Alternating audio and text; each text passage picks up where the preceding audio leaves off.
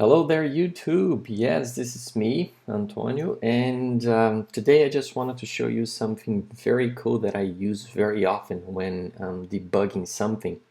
So there are many situations where we just want to skip some portions of our code to make sure another area of our code is working properly.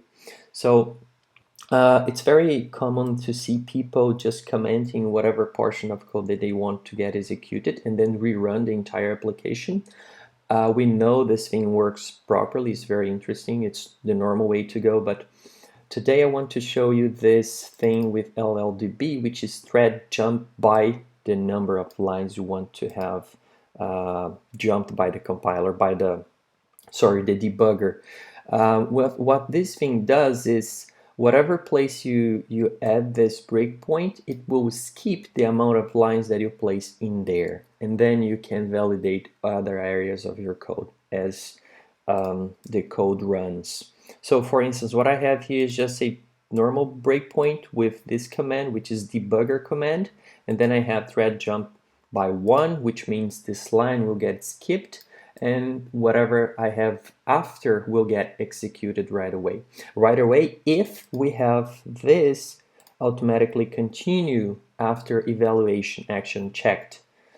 Because if I don't, then my breakpoint will stop right after the given line where the breakpoint is placed.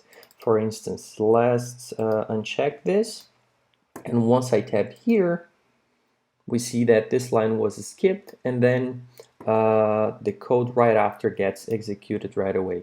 So we can validate that the empty state is being presented.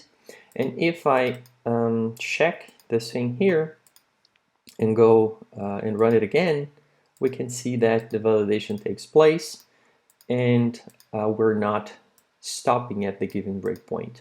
I find this technique very useful, especially when you have a huge app that takes lots of time to compile and rerun. So this is very useful tool to have on your pocket.